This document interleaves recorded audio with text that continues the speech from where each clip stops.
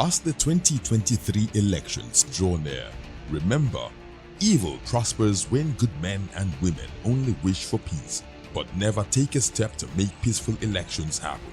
Are you a father? Are you a mother? What are you saying to your children as elections approach? Have you warned them not to let themselves be used to cause violence? Have you explained to them what the consequences of electoral violence might be? Do your part to make peaceful elections happen. Talk to your children. Protect them from unscrupulous politicians who want to put them in harm's way, while their own children are comfortable at home, within and outside the country. Let's join hands to make 2023 elections peaceful. This message is from the National Orientation Agency, NOAA. To every politician, as the campaigns gain momentum and passions begin to rise, remember, the errors of your opponents do not make you a success. Do not run down your opponent and inflame passions to violence between and among your supporters. What counts is what you plan to do for the electorate and how you intend to relieve their sufferings and bring succor. Nigeria is in dire need of patriotic leaders at all levels, leaders who will make national development their priority. Concentrate on telling the electorate what you intend to do when you get into office. Focus on making your vision clear to the electorate. Don't engage in verbal abuses, fake news or speeches. Keep dealing with issues that will bring progress. You win the hearts and minds of the people by being above board, by being civil, patriotic, and showing empathy. Let's join hands to make the 2023 elections peaceful. A message from the National Orientation Agency.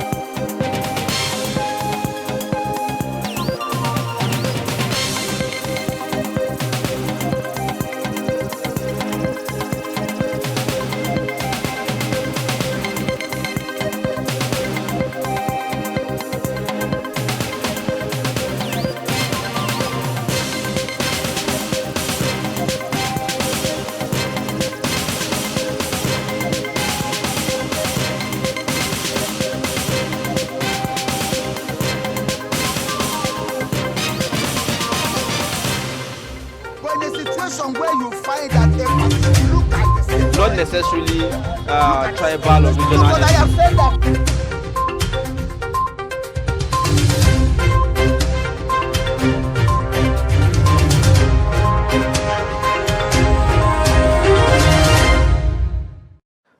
Welcome back. If you're just joining us, it's Daybreak on Trust Television. It's that segment again where we serve you what the newspaper headlines have on the various offerings this morning. And as usual, we start with the Daily Trust. The Daily Trust today has a very unique offering with some graphic representation. And the major headline here is Oshibajo to the military. Account for security expenditures. Says security operatives must be ahead of criminals. Canvasses increase in local productions of arms. Non-transparent military spending can create war economy. This is according to experts. You'll find the details of the story on page 5. And here you have a bar chart of all the military spendings from 2015 to date.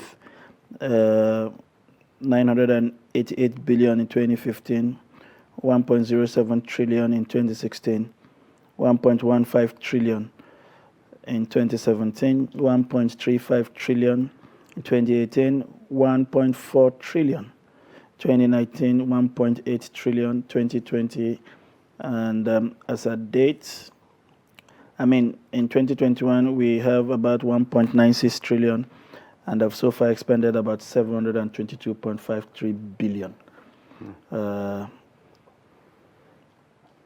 I mean, we are proposing another 722.53 billion as supplementary budget.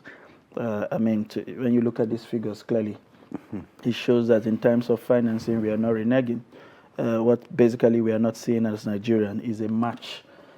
If the country can give up this much to security expenditure, then the military must be able to show cost. I doubt if the terrorists can match a quarter of this expenditure. But the amount of terror that we seem to be witnessing, it does appear that every time we raise the budget, the terror guys of their own game. I mean, in reverse psychology, it appears as if we're actually budgeting the money and then handing it over to the terrorists to inflict maximum pain on the citizenry. Moving on, you have another major story here as a belt. Speculators count losses as Naira gains 70 Naira to the dollar in 3 days. You'll find the details of that story on page 18. Son kills dad for marrying second wife in Suleja. What a way to protest. ASU strike, Kaduna Varsity insists on resumption, lecturers adamant. And FG to Google, deny IPOB access to your platforms. And moving on below the name marks, Lalong unveiled as APC presidential campaign DG. You'll find the details of that on page 25. Atiku Wike meets, agree to resolve differences. That you'll find on page 25 also. And 8 years after raising $20 million for Safe School Initiative, FG unveils new plan. These are the major stories on the front page of Daily Trust. Well, the next newspaper we're going to be looking at is the Punch newspaper, and it carries this major headline on the front page. Wike's camp condemns PDP's anti-South posture, seeks redress. And I have riders here that says PDP cannot have DOT, party chairman, others from North. That's attributed to Wike's loyalists. And ours is a democratic party. We adhere to our constitution, says the PDP spokesman. Lamido backs Atiku, Wike's reconciliation. Wike's men demand equity, justice. Well, that is the major headline on the front page of the Punch newspaper. Akwa Ibom job seekers killer to die by hanging. Another headline on the front page of the Punch. Details there on page 11. And right at the bottom of the page there, Kwara pupil hangs self for failing exam. Well, that's one way to go. Lagos policemen, sheriffs invade house, destroy 500 million naira worth of property. Details of that on page 5 and 6. And more states to procure AK-47 as insecurity worsens. Well, to find out how and why those AK-47s are going to be procured and where they're going to end up, and you check the front page of the Punch newspaper. On top of the masthead, we have a headline here. We won't allow Lawan block Buhari's impeachment, says Senator. And federal government to generate 160 billion naira from coal and data tax. Now coming back to politics, Tinubu Shetima, Babachir biting finger that fed him, says Shitu. Details of that can be found on page 7. And talking about the economy, World Bank commits $8.5 billion to Nigeria, falls 6.7 trillion naira subsidy. And that is on page 19. Well, those are the major headlines on the front page of the Punch newspaper this morning. And moving on to This Nigeria newspaper this morning, we have as the major headline, alleged organ harvesting. Ekwere Madu's trouble continues to remain in custody till October 31st. Men trial commences 2023. That's huge. And you have a picture there of the president flanked by the national president or chairman of the APC, Adamu, and to his left, the presidential aspirant of the party, Asiwaju Ahmed Bola Tinubu, and the vice presidential candidate, Kashim Shettima, as well as Governor Lalong, who we understand is the campaign DG. Right there when I think he was unveiled to the president at the State House. We have other headlines. Oshun 2022. Oyetola heads to tribunal, challenges Adeleke's victory. Another servants, insecurity. We will remove Lawan if he blocks us from impeaching President Buhari, says Senator Fadahunsi. You find that on page 12. And ex-IGP Tafa Balogun dies 4 days to 75th birthday. Right beside the name marks there, we have PDP crisis. At last, Atiku Wike meets 2 months after post-primary BRICS birth. Party optimistic, it's the first step to reconciliation. And we have a belt there that reads, drama in court as killer of Akwa Ibom job seeker attempts to escape after death sentence. Interesting. I mean, you can take a life, but you don't want to face the consequences of his action. Amazing. That's the major offerings on the front page of this Nigeria. The next newspaper we're looking at is Nigeria News Direct, and it carries this major headline on the front page. Insecurity, major shakeup in Nigeria Air Force as CAS charges commanders to intensify fight against terrorists. And another headline on the front page of News Direct is a political one. Osun Guba election. PDP APC battle over plans to challenge Adeleke's victory at tribunal. Lagos State Government seeks stakeholders' collaboration in Ehingbeti Lagos Economic Summit in 2022. West African operators, regulators brainstorm in Lagos on responsible lottery gaming culture. And right above the masthead there, Oyebanji hails Federal High Court ruling on his candidacy. Dangote Cement consumer promo produces 3 millionaires in Ibadan. And INEC projects 95 million voters for 2023 general elections. Well, that and Femi Adesina's column is actually on the back page of Nigerian News Direct. These are the major headlines on the front page of the Nigerian News Direct newspaper this morning. And away from politics and all other servings, we take Business Day newspaper. The major headline on Business Day newspaper reads, Hotel rebounds to pre-pandemic levels. Interesting times. Interesting times. Interesting times. Interesting times indeed. You know, rising cost, inflation seems muting second half. I think this is expected in the face of rising inflation and all. It has other servants as Nigeria at war under absent commander-in-chief. Well, is he absent? It's not gone anywhere. All right. Moving on, solar eludes electricity-starved Nigerians on FX crisis. Interesting. Explainer, airlines trapped funds and the effects on travels. And you find that story on page 2.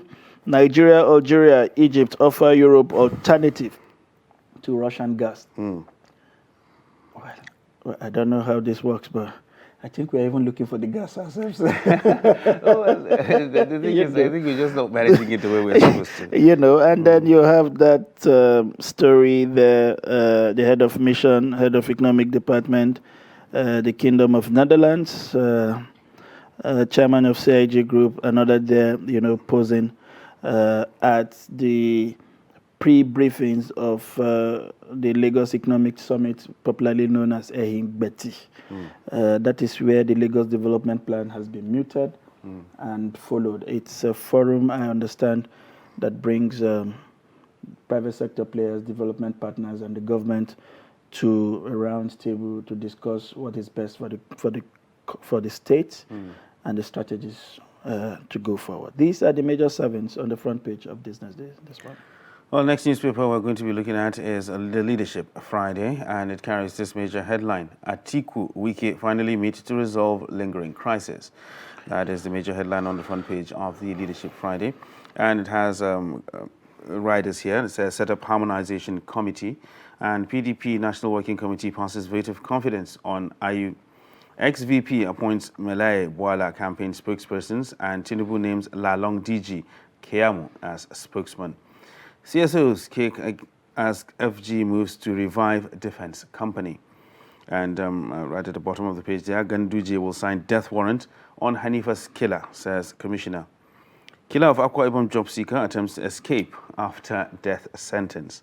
And China fires missile in unprecedented drills. around Taiwan. Tension seems to be rising there in that region. Ekwerema due to remain in UK detention till October 31st. And right below the masthead there, Mabo Gunji and Tafa Balogun die at 90 and 74, respectively. And on a lighter note, Nigeria wins another 2 gold medals in discus and powerlifting, that is, and the ongoing Commonwealth Games. At least something to smile about. Indeed, something to smile about. All right, well, these are the major headlines on the front page of Leadership Friday newspaper this morning. And moving on quickly to The Guardian. The major headline here on The Guardian is Atiku breaks the ice, meets Wike in Abuja. Both agree to set up panel of equal representative to trash out pending issues. Atiku appoints Milaye Bwala as campaign spokespersons. Tinubu present Lalong to Buhari as campaign DG. Keyamo as spokesman. Adamu, any member talking about Muslim ticket instead of campaigning is sabotaging APC. We control the heartland of the Southwest. We will win Lagos presidency, Ayub boast. APC to conclude Northwest reconciliation before campaign. Osun APC rules out negotiation with Eric Beshola's fashion. And then you have a special report there on the state of public schools.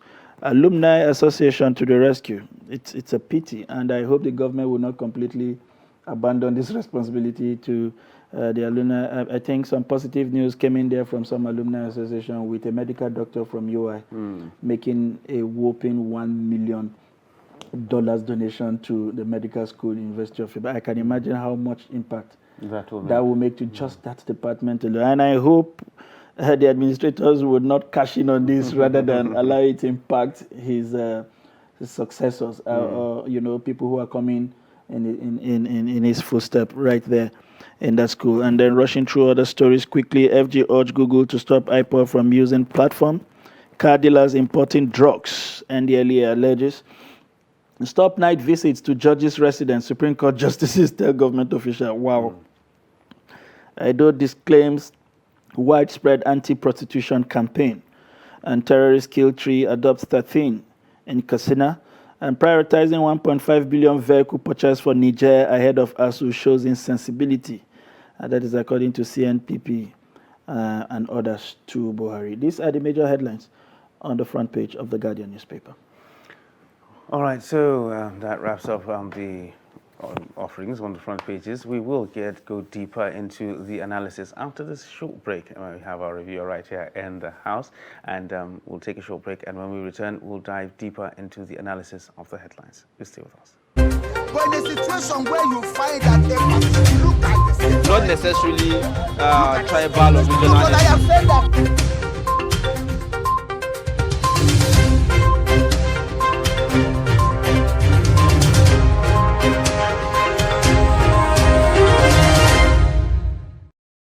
Welcome back. It's still Daybreak on Trust TV, and of course we're looking at the front pages of the newspapers this morning. And right here in the studio we have a regular guest, a friend of the house, co-anchor in some cases. We have Nuruddin Abdullah, the editor, 21st Century Chronicle. Good morning. Good morning. Thank you. Yes, always a pleasure to have you here. My pleasure. All right, let's go straight into the analysis of the headlines. We've seen a breakdown of spendings on defense, on security, and we had the vice president asking the security agencies or the military to account for the security expenditure that has been expended. We've seen how, look at the infographics, they're showing how the progression and how much we keep on spending on security, and they're asked to account for it. There's this popular saying in the north is that when you tell a dog that they're having a party in his house, he'll say, "Let's see it on the ground." Mm-hmm. Are we seeing it on the ground? Okay, the answer is no. Mm-hmm. And like we have been saying even here that the problem actually is not the budgeting. Funds are the problem based on the annual expenditure by the military. You know, in the last 6 years or 7 years of the Buhari's administration, it started with some billions. But I think just for the first year, 2015, but the figures snowballed into trillions. And unlike, let's say, the budget for Ministry of Agri or Education, the military's budget, the security budget, is almost 100% released. They have releases almost running into 100%. You understand? It is not that you have an allocation on paper, but you know, at the end of the day, you end up having maybe only 40% of the budget to be released. The vice president, I think he has summarized the problem: accountability, and that is what President Buhari. That's where he's reneging. You understand? You give assignment to people, but you don't hold them accountable. You only talk. You understand? So the problem is not. You remember the army chief before the current one? He was summoned by the members of the National Assembly. And what did he tell them? They asked him, where are the monies? And even the National Security Advisor, who should know, who is sitting atop the security superstructure, was saying that yes, monies were budgeted, but there are no weapons, were not procured. Remember the later General Tahir was being angry at this. He said, no, I'm here less than 3 months. All these trillions in making, you know, who appropriated them, they are around. But the irony is this. And like he said, some people were there for 6 years. They appropriated these trillions on security. They killed Abu Bakr Shekau, the terrorist kingpin, more than 7 times. But what happened? These people, after nationwide protests and condemnations, were finally sacked. But they were quickly rewarded again. They are now ambassadors. So General Tahir was angry. He said, these same people were here. You gave them standing ovation. You didn't ask them how they appropriated these billions and trillions, and now you're disturbing me. Ibn Munguno, the NSA. He said, yes, billions, trillions were approved, released, but with nothing to show for it on ground. And the feelers from the front line is, up till now, these weapons are not there. So but the president is just sitting. It simply means that we are just, it's a draining pipe. There is a big hole at the end of it. You are just, in Hausa we call it regia, you understand? You are just putting the, so that's the problem. What Osibanjo said is the right thing. Yes, you have been given weapons. Why is it that, why all these ambushes? Generals are being killed. Senior military officers are being killed. So, Nuruddin, listening to you, I get the feel, for instance, that the military accounts to nobody. In the government cycles, when there is a feel of misapplication, misappropriation, or what have you, there's some kind of audit. The office of the Auditor General is there to say, okay, when you are done spending all the appropriations that we give to you, let us see the receipts. Let us see how you retired them. They take stocks. They do fiscal audit. At the end of the day, provide governments with what they think is an independent audit or verification of the claims, supposed claims, before them of how these appropriations were made. Who audits the military? Is it that we just basically give them money in good faith and assume that because they are on khakis, it is presumed that they will do the right thing with this money? Is there no way of holding these people to account? It has to do with the political leadership. The political leadership must abstract itself from the system. There is a vicious cycle of corruption. Not only the military, they have civilians, political holders, who are their collaborators. Maybe you're talking about fiscal audit. Maybe by the time Buhari's administration elapses, next year by May, we will have another arms prop committee, and we will be told how the trillions were stolen. But that is wrong. It should be. Some people are saying that no, you shouldn't probe the military while the war is taking place. But they are stealing the money while the war is taking place. And we are losing officers and men in the most embarrassing manner. Ragtag bandits attack a police AIG. They gunned down his orderlies. He narrowly escaped. Look at what they did in Buhari, in Abuja. Look at what did the 3 units, based on what we had, 1 or 2 battalions of the gas brigade, the 7 battalions of the gas brigade. Look at how they killed 2 officers, young officers, a captain and a lieutenant, and some other military personnel. Look at the embarrassing thing they did in Kuje. So what we're saying here is that they should be held into account. We don't want stories. And look at it, and another thing, that is the role of the media. Some people will find it difficult. No, we should not. When you call for probity, they will quickly say, okay, you are unpatriotic. The problem is this: we assume they are the most patriotic. No, we all have roles. In fact, from independence to death, look at content analyzed. I'm not talking those who were indicted, even convicted. They are military officers. They are the most corrupt. And the war, it has become a corruption industry now. And that's why, things are happening that even a layman can answer what is really happening. The president has released the trillions. Our brothers, sisters, uncles are being failed by bandits, by ragtag bandits and terrorists. Why? Before we leave this issue to the next one, it's unfortunate because, Nuruddin, you recall how many times we have had to sing live Senate proceedings in the U.S. calling war generals, service chiefs to public hearing.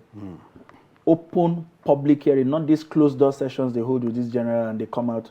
I mean, you see all the shoutings on plenary, and then they go into closed door sessions and they come out and they don't say anything to the media and everybody depart. We see those kind of public hearing where everything is laid bare except things that are highly, highly classified. I hope that this Senate would raise up to responsibility and not just wake up and be complaining like every one of us, because that's basically what we have seen in the last couple of days. A Senate waking up and saying the insecurity is becoming unbearable. I mean, if you are saying that, what do you expect you and I to say? How much, therefore, do you think the Nigerian Senate can go with regards to, because they have oversight committees in the Senate. If the presidency is pretending not to know how to check these people, the National Assembly, which is a representation of you and I, with a committee dedicated to defense, should be able to ask for accountability. Isn't that possible? Yes, but unfortunately, they have so much power, but they don't know how to use it. That's the problem with our lawmakers. Like you said, they will do everything just for the media. They go into the executive session, they will do off the mic. Percentages is a none, and that's it. It's unfortunate. It's unfortunate. And another thing is, these head of agencies, not only the military, they feel at home. There is nothing, Mr. Lawmaker, you can do. You are part of the contract rackets. You are given percentages. And what have you? So that is the problem. In other clients, take the US you mentioned, the Senate, the National Assembly, for instance, should be the last of the common man. If the executive, because these people are part of the executive because they were appointed by the executive, but the lawmakers are not. They represent the people. They should ask the questions. And they have so many ways. The president, all the bills we pass are executive bills. You can hold your stand. No, Mr. President, do this before we do this. Look at what happened during Trump administration. The United States was on a standstill. They refused to approve a dime until the right thing was done. But unfortunately, they have power here. But they reduce themselves into some mere appointees. And I always happy if they are invited to the presidency to have tea. How many times have you seen the U.S. and the senators are dining? How many times did you see Pelosi in the White House? Taking tea and enjoying herself at the photo ops, So we have to really sit up. Well, it is quite unfortunate. Let's move away slightly from that. Another story that's been carried by some of the major newspapers is it's a political issue. The current state of the PDP. You have two bigwigs there in the PDP flexing their muscles and getting ready for a showdown. And it seems to be affecting the party in one way or the other. What is your take on the current state of affairs in the main opposition party going into the general election? I think it's expected, because looking for where we are coming from. And I don't think it will affect the fortunes of the party that significantly, because we have 7 months to the elections. So, and like politicians, Governor Wike is a politician. He has to make all the right noises to get what he wants. He wants a chunk of the, and he's dealing with another experienced politician. He has been around for more than 4 decades. So you understand, and he has the time. And another thing is, particularly from the Atiku's campaign, from the Atiku's camp, they know that Wike cannot go back. Let him defect to the ruling party and say, no. Is he going to Labour Party? Or is he joining Konkoso? You have no place other than the PDP. So they know that, like they say, it's an internal family affair. They'll sort it out. They have to make all the noises at the right time, so that they can extract larger concessions and what have you. And we, like I said, we need robust opposition to checkmate the ruling party. It's not whether it is PDP or APC, because the moment you allow a single party to rule, then it's no longer liberal democracy. So we need a robust opposition. So we want PDP to put their house in order so that they can checkmate the APC, so that by February 23 next year, Nigerians will have options. Let's choose from. Just piggybacking on that, since we started talking about party politics, and the APC recently unveiled the Plateau State Governor as its campaign DG. What do you make of that? It's still part of the... Because a lot of people believe that there were other people that make more noise than the particular person that was selected. It is. The party campaign, actually, somebody that is proactive, somebody with very intelligent. But Erufai was to be... But it will. You have a president, sitting president who is a Muslim. You have a presidential candidate who is a Muslim. You have a running mate who was a Muslim. You have a party leader who was a Muslim, and now the head of the campaign is a Muslim. Doesn't it feel like they are already reacting to? They're already reacting to attack. That's it. Lalon, and you need somebody that will not stead honestness as such. He may not have the organizational, what we know, organizational capacity of Erufai. But but he has that balancing the he's there to balance the. Already the party is imploding. The Baba Chief, Dogara. So you don't want to have the first 5 important positions coming from one faith, even though, it doesn't matter. It shouldn't matter. It shouldn't matter, but in Nigeria, we are still, it's just like when you are sick and you see a doctor, then you are, okay, you are Sunday. No, I want to see how much it No.